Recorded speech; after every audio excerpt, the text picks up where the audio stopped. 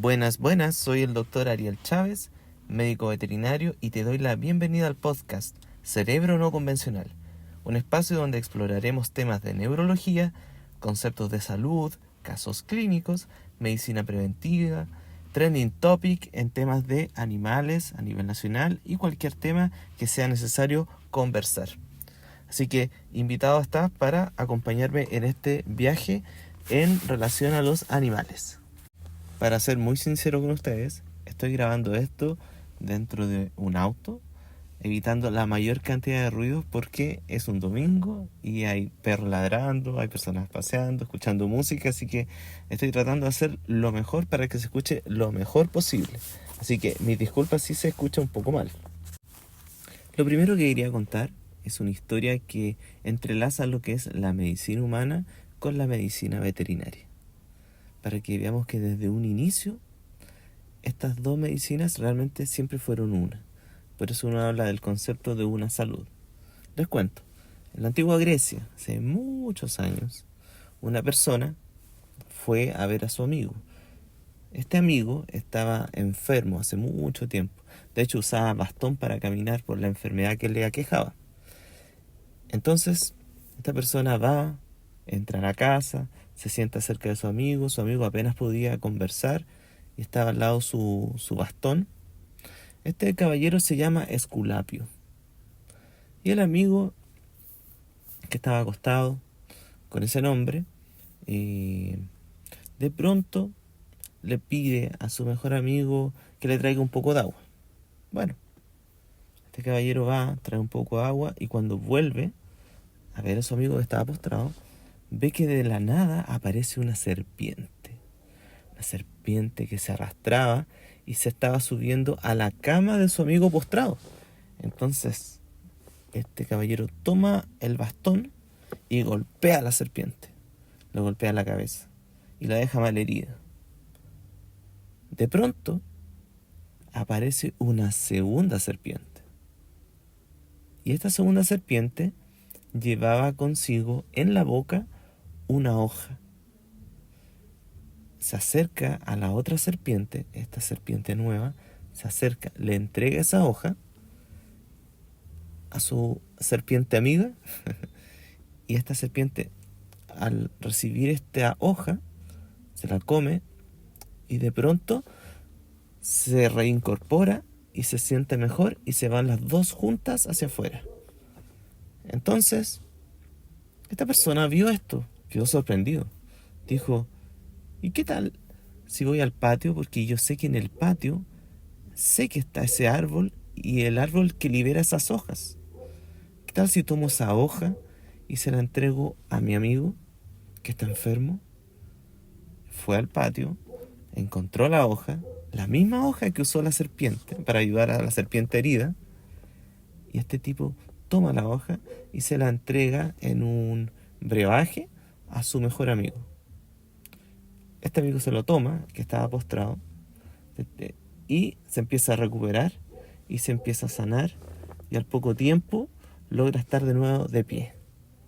Esta es la historia que se llama historia de el bastón de Esculapio. Y ustedes lo han visto. Siempre el símbolo de la medicina es un bastón rodeado de dos serpientes.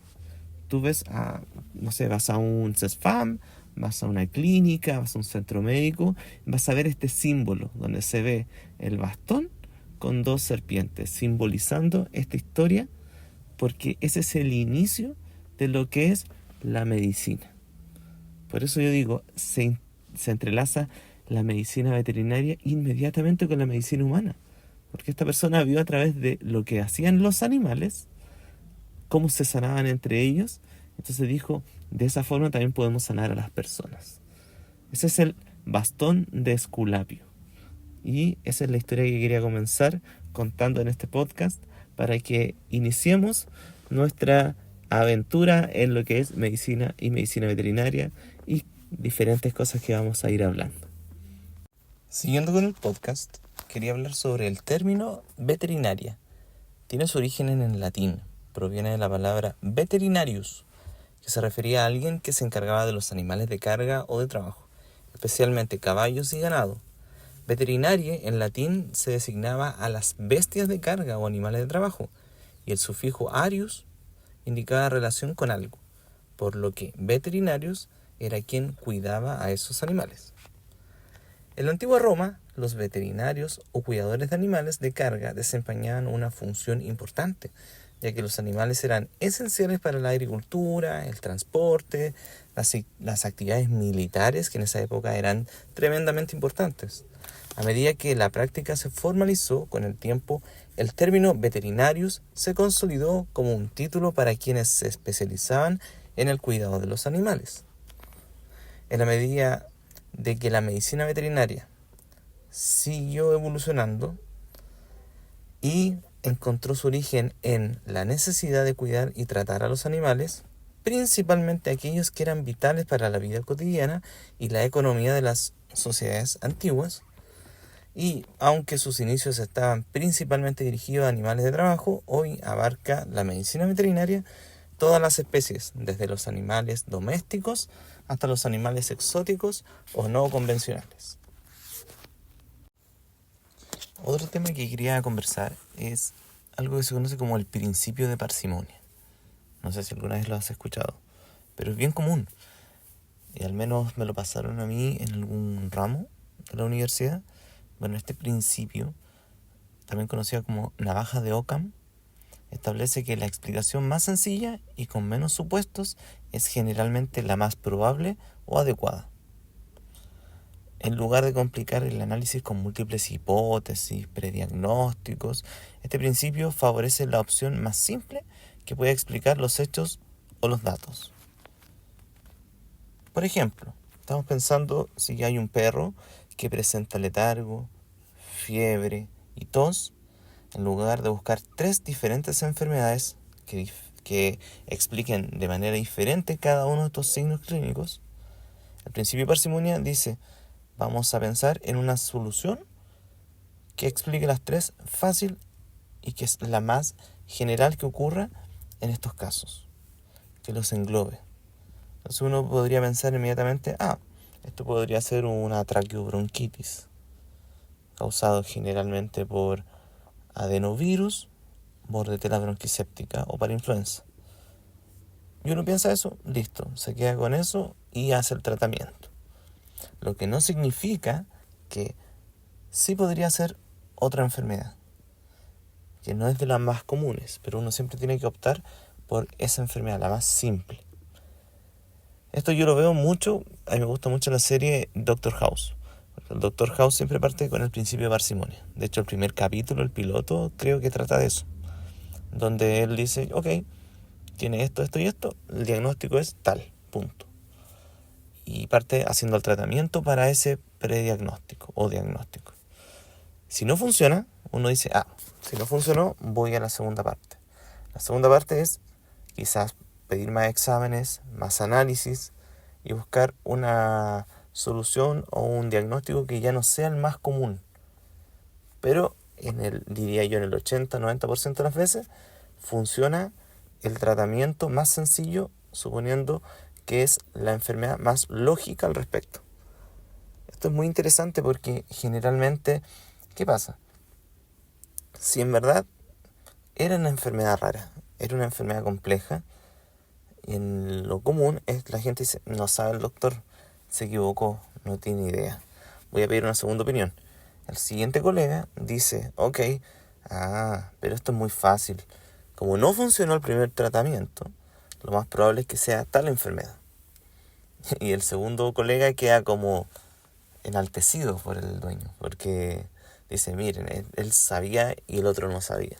Pero créanme que esto es muy común, te va a pasar a diario, nos pasa a diario, pero sí, sin embargo, diría yo, no es lo más común, porque lo más común es aquella primera enfermedad que generalmente es. Así que bueno, eso se conoce como finalmente el principio de parsimonia o navaja de Occam. Buscar la solución más simple, que generalmente es la común en prediagnósticos médicos veterinarios, y en medicina, obviamente en medicina humana ocurre exactamente lo mismo. Así que eso es importante porque tranquilidad, les va a pasar. Pero no se preocupen, le pasó al Doctor House. Creo que el Doctor House en la serie se equivoca 8 veces antes de llegar a un diagnóstico. 8 veces por lo menos. Pero luego logra el diagnóstico y hacemos el tratamiento de forma correcta. Aquí pasa exactamente lo mismo. Así que tranquilidad. Este es un tema interesante que quería hablar hace mucho tiempo. Y lo hablo acá en el podcast Cerebro No Convencional. Y para terminar este primer capítulo, quería dar un caso clínico. Ojalá pueda hacerse costumbre y de pronto en cada podcast hacer algún caso clínico. Les voy a contar este caso interesante. Les voy a dar los signos clínicos. Idealmente ustedes pongan pausa y tratan de ver qué podría ser la enfermedad, ¿ok? Hagámoslo así. Tenemos un paciente, es un hámster de 2 años, macho, no está castrado y presenta una alopecia en el cuerpo y el paciente se estaba rascando mucho, estaba con mucho prurito. El dueño lo lleva a una clínica veterinaria de especialistas en animales exóticos y resulta que le dan un antibiótico para la infección que tenía en la oreja, porque finalmente el médico veterinario se da cuenta de que tenía una infección en la oreja y se estaba iniciando una infección. Así que le da un tratamiento, antibióticos, y el tratamiento, sí, básicamente fueron antibióticos. ¿Ok? Pasan 2 semanas, va al control, no mejora y empeora cada vez. Más prurito, más infección. De hecho, ya de la oreja brotaba, de una de las orejas, brotaba un líquido purulento. Se había infectado. Entonces, aquí acuden, a mí me llaman, yo acudo al domicilio y reviso al paciente. ¿Ok? Primero que todo, ¿qué piensan ustedes? ¿Qué podría haber pasado? ¿Por qué tendría esos pelones? Esas zonas con alopecia. ¿Por qué se está rascando tanto la piel? ¿Qué habrían hecho ustedes? Ahí ponemos pausa. Bueno, ¿qué hice yo? Reviso al paciente, le tomo un piel y pelos. Quiero observar al microscopio qué es lo que estoy observando o qué podría estar causando estas lesiones en la piel.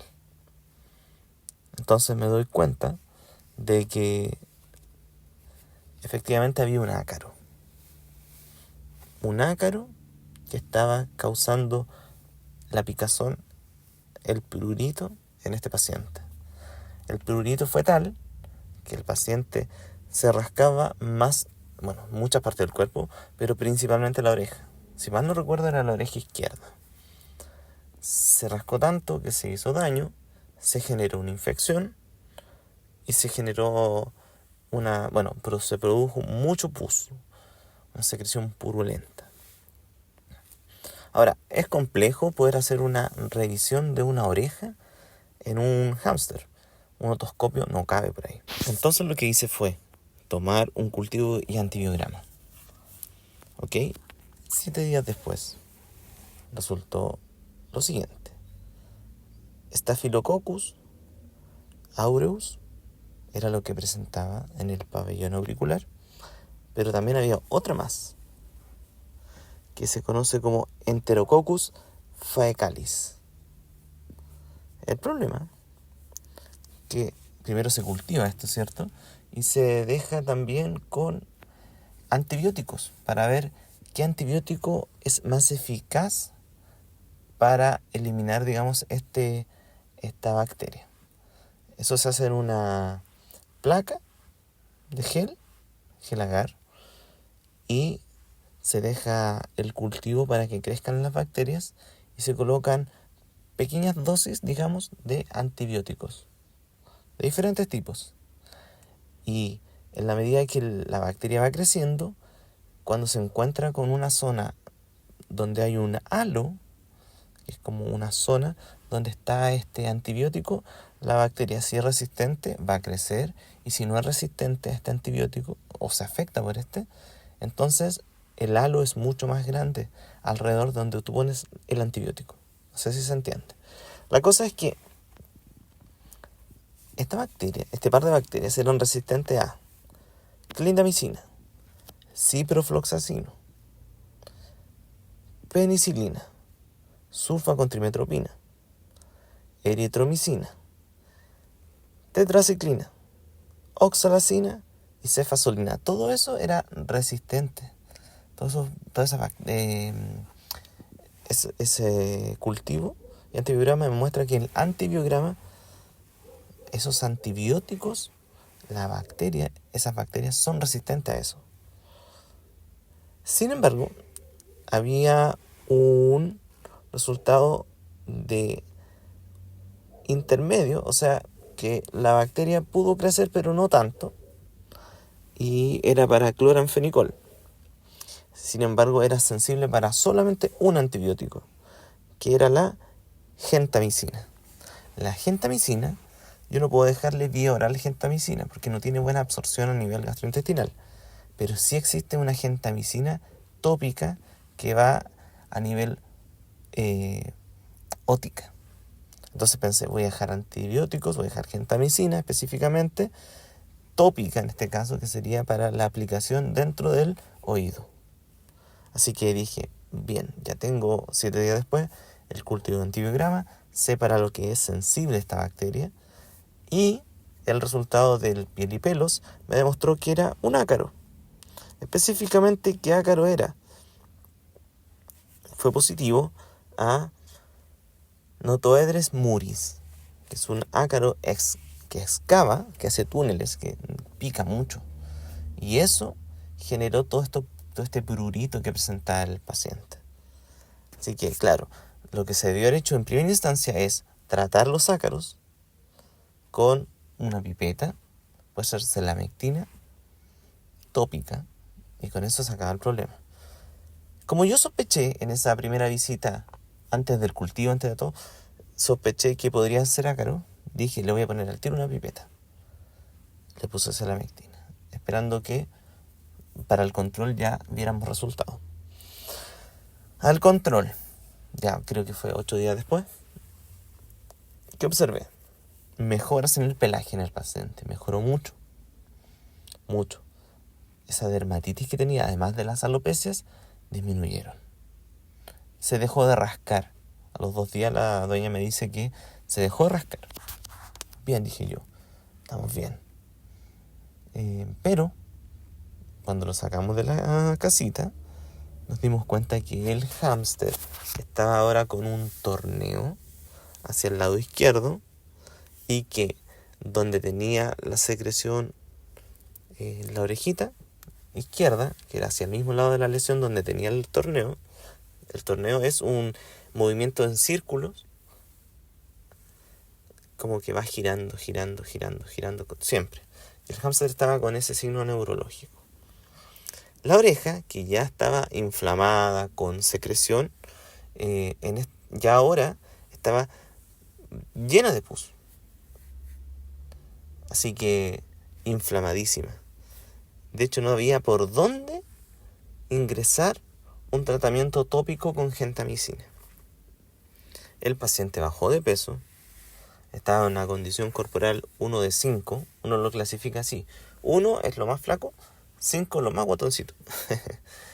3 es el ideal. Aquí estábamos ya en una condición corporal 1 de 5. Dormía todo el día, no salía de su casa. Y claro, porque cada vez que salía iba a empezar a tornear, generar este torneo. En pacientes así, donde la bacteria es multiresistente, la calidad de vida ha disminuido tanto, la opción de la dueña la solicitud fue de eutanasia. Y ante la dificultad del caso, ante la dificultad de los signos clínicos que estaba presentando el paciente, ante la imposibilidad de hacer un tratamiento de manera correcta, en este caso para las bacterias que estaban en su oreja, que ya habían afectado el oído interno, y eso generó este problema de torneo. ¿Ok? Esta es una lo que presentó efectivamente se conoce como síndrome vestibular periférico, porque nos está atacando en la parte del cerebro, que sería la parte interna, ¿cierto? Es periférico porque está afectando lo que sería el oído interno del hámster con esta infección purulenta. Así que estaba con un síndrome vestibular y tenía también nistagmo, cuya fase lenta, el nistagmo ¿qué es? Es el movimiento de un lado al otro de los ojos, como que se mueven solos, sin control, para un lado, para un lado, para el otro, para un lado, para el otro. Y tiene diferentes fases. La fase lenta se movía hacia la izquierda y la fase rápida a la derecha. Fase lenta a la izquierda, fase rápida a la derecha. Entonces el ojo va de un lado lento, se dirige hacia el otro lado rápido. Eso es característico de lesiones periféricas y la fase lenta me indica hacia dónde es la lesión. En este caso, hacia el lado izquierdo. Y ante todo esto, la dueña pidió la eutanasia, la solicitud de eutanasia, y efectivamente aquí me tocó la parte más compleja y difícil. Después de este caso fue efectivamente realizar la eutanasia. El tema de la eutanasia es difícil porque no es fácil buscar un acceso venoso en un hámster. Se imaginarán que quizás hasta la aguja sea más grande que su propio brazo. Entonces, hay otras técnicas. Hay anestesia intramuscular, pero hay que colocar sedantes, anestesia intramuscular. Y finalmente, buscar una venita. Puede ser la vena cava, cercana al corazón. En pacientes deshidratados, en mal estado corporal, quizás esa sea la opción más recomendada, y así fue. Primero se colocó un sedante, se quedó tranquilito, luego anestesia y sedante intramuscular, y posteriormente una dosis de anestésico a nivel de vena cava, cercana al corazón. También se puede hacer intracardíaca. Pero primero tiene que estar anestesiado, por eso tiene que usarse una anestesia intramuscular previa. ¿Para qué? Para que el paciente no sienta ningún dolor. Este fue un caso interesante, donde quizás, y la dueña me preguntaba, ¿qué hubiese pasado si le hubiesen hecho el examen de piel y pelos? Y el cultivo 2 semanas antes. ¿Se podría haber salvado? Me preguntaba la dueña. Y aquí viene el tema ético y el tema sentimental de lo que es la medicina veterinaria. Yo le dije, no sé, puede ser. Uno no puede dejar mal tampoco a los colegas. No puede aprovecharse en ese momento, decir, sí, yo lo habría hecho bien y listo. Esto va a ser algo que nos pase frecuentemente en la clínica diaria. Y no existe una respuesta correcta, pero tratar de ser lo más imparciales posible. Esa sería mi recomendación. Así que este caso clínico interesante se los dejo para darle un poco de mi experiencia. Y si les puedo decir algo, siempre estudien, diariamente estudien. Compartan los casos clínicos, conversen con colegas destacados en el área. Tengan apoyo. Porque la carrera de medicina veterinaria es difícil, hermosa, pero difícil. Pero si los casos salen de forma correcta, aquí ya voy a entregar casos clínicos donde salió todo bien, ¿ya? Para que nos dé un poco de esperanza. y bueno, eso quería contarles. Este es el primer podcast, primer capítulo. Estoy acá en mi auto para evitar la mayor cantidad de ruidos posible. Hay perros ladrando afuera. Esto es muy improvisado, pero lo estoy haciendo con harto cariño. Así que para ustedes, un saludo grande, y este sería el podcast Cerebro No Convencional. Saludos.